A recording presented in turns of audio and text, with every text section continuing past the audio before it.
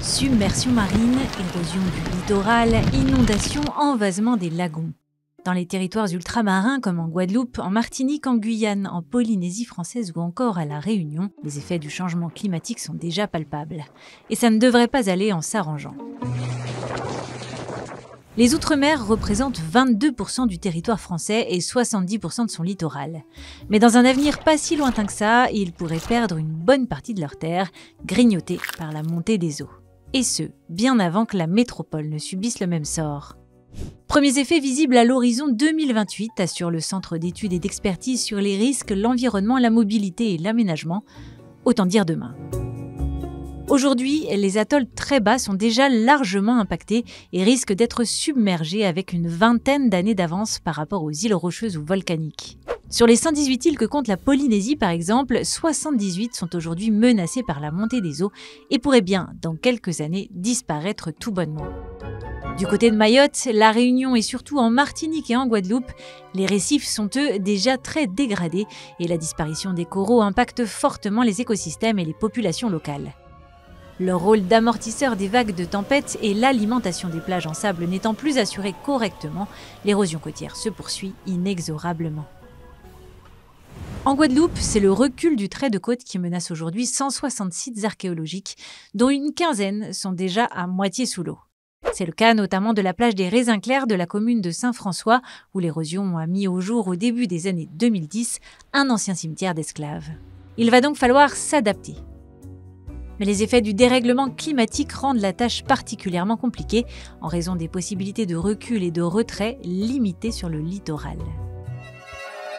Alors pour gagner du temps, le Conseil économique, social et environnemental a listé des propositions d'adaptation basées sur la nature, comme la restauration des espaces naturels de mangroves et des herbiers marins capables de s'exaucer pour suivre l'élévation du niveau marin et se maintenir. Plutôt malin. Ou encore celle des écosystèmes sableux et des zones humides, et aussi la préservation des récifs coralliens qui protègent naturellement et efficacement les littoraux de la houle et de l'érosion marine grâce à leur pouvoir de dissipation de l'énergie des vagues, notamment lors des tempêtes. Mais première difficulté de taille, les territoires ultramarins vont avoir à prendre en main la relocalisation de villages entiers. À court terme, le village de Miquelon-Langlade, mais également le village du Prêcheur en Martinique, qui regroupe 300 familles, pourrait bien être rayé de la carte. À Miquelon, environ 250 résidences principales, une centaine de résidences secondaires et une centaine d'infrastructures devront-elles être déplacées. Et puis la municipalité envisage aussi d'ores et déjà de déplacer l'église, un site patrimonial vieux d'1 siècle et demi, tout comme le cimetière. Autre piste ou préconisation, interdire des nouvelles constructions en zone inondable sur les communes en bordure de littoral. Logique. Ou bien construire des équipements refuges permettant de mettre à l'abri les victimes d'événements climatiques. Et puis il faudrait aussi penser vertical désormais. Pour limiter les dégâts, l'élévation des quais et des bâtiments en première ligne ou la construction de structures flottantes plutôt que rigides semble incontournable. Sur les bords de mer, des blocs de béton en guise de protection maritime pourraient aussi faire leur apparition, tout comme des brise-lames, des digues ou des remblais artificiels déjà installés ici et là. Pas très jolis, mais efficaces. En Guyane, des barrières anti-submersion mobiles ont déjà été mises en place. À Walaya-Limapo, une commune directement concernée par la montée des eaux et considérée comme particulièrement vulnérable, une barrière gonflable de 260 mètres anti-submersion a été installée pour protéger ses habitants des inondations maritimes. Tandis que la ville de Kourou a, elle, décidé de miser depuis 2019 sur des épis en bois sur la plage et au large afin de casser la houle. Des ajustements plus ou moins importants qui permettront de stabiliser le littoral pendant 15 ou 20 ans. Un temps nécessaire pour préparer les habitants à ce qui les attend. La perte d'une partie de leurs terres, mais aussi des déplacements géographiques potentiellement plus importants d'une île à l'autre, une sécurité alimentaire et de ressources en eau plus fragiles et un manque de stabilité politique, forcément.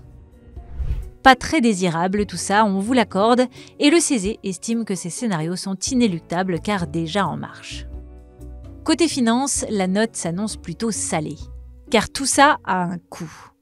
Pour financer ce début de stratégie, existe déjà ce qu'on nomme le fonds vert.